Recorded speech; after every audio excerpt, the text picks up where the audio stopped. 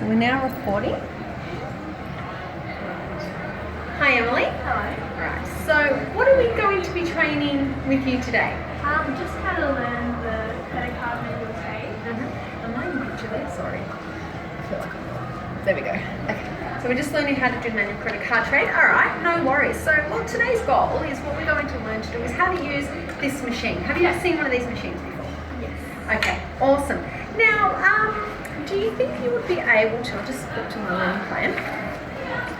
So, alright, so by the end of this session you will know how to use a manual point of sale, a click-clack machine, an imprinter.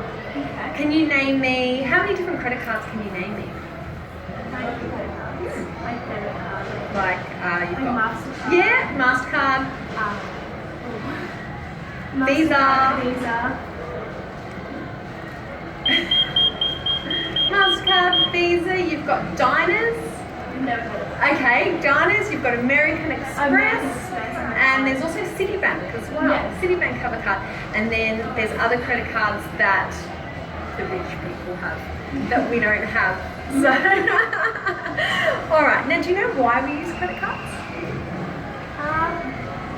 Just to store money without having like unusual stuff stolen. Making it safer.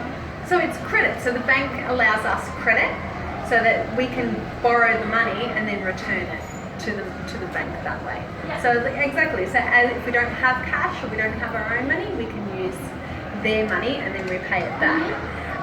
So when we have a system failure, what system failures can happen for us to get this imprinter out? What?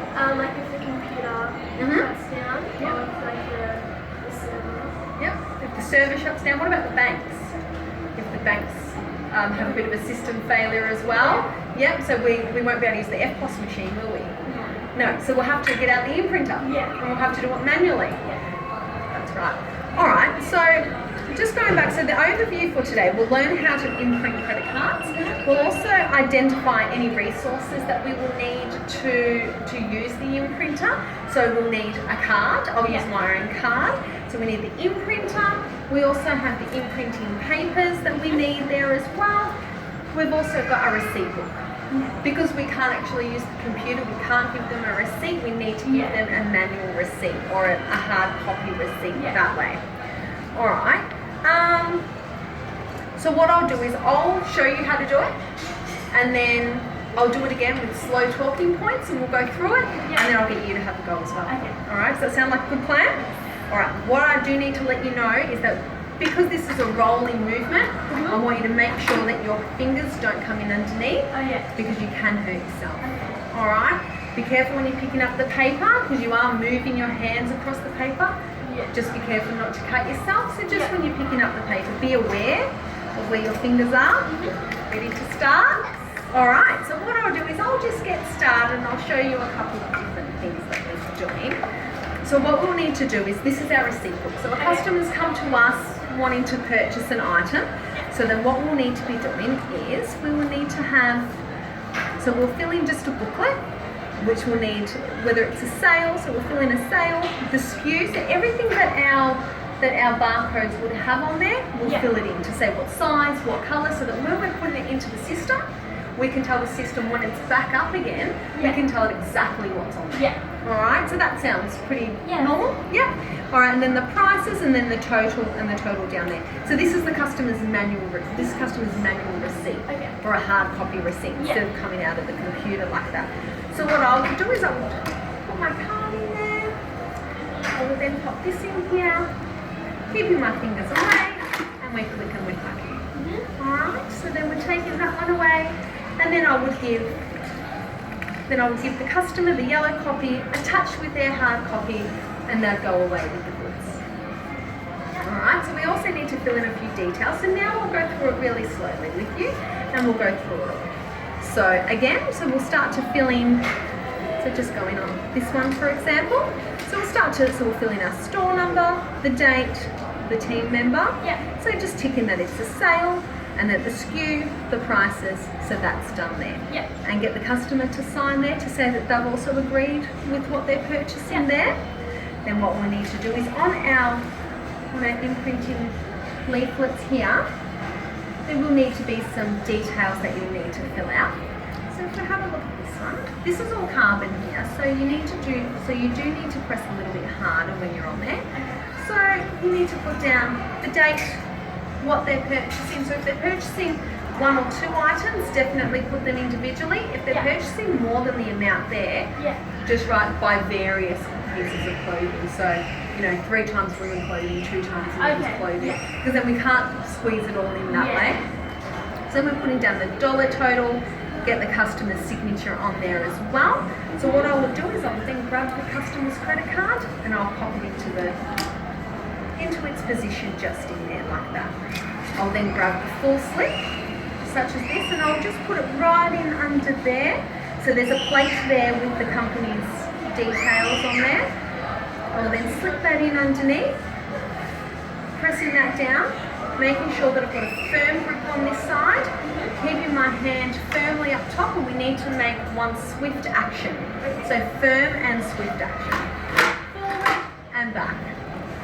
And then we need to make sure that the card details have gone through, and then you've written on here as well, got the customer to sign, and then give the customer the card holder copy, and we hold on to the rest. Okay. So then we'll staple the merchant copy onto this one as well to say that goes together. Once that's done, you will then give this to your line manager, and then once the system is up, so your line manager will be Kelly, you will then give it to Kelly and then say, once the system is up, you need to upload these ones into the system to go. So now I'm going to get you to have a go. Alright, so you feeling comfortable so far? Alright, so here are all of yours.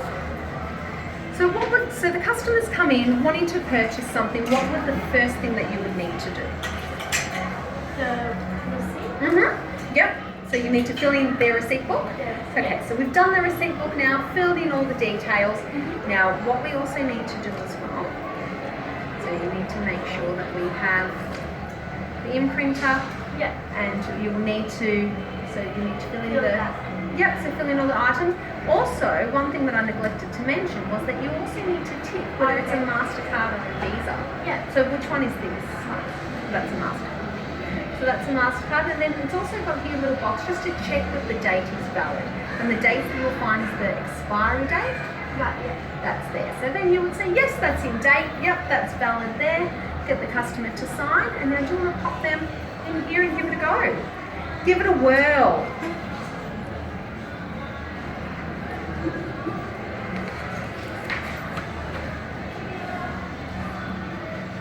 So remember, hands, so firmly on top, and swift actions.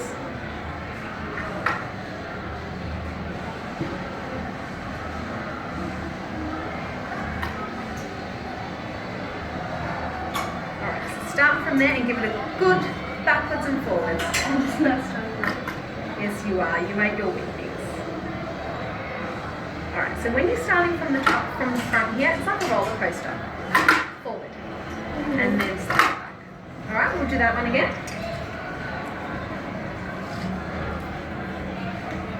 There you go. Give that another go. That's it. Well done. How did you feel about that? That one was better. That one was better? You think you're capable of doing that and you'll have another go? Yeah. Alright, have another go.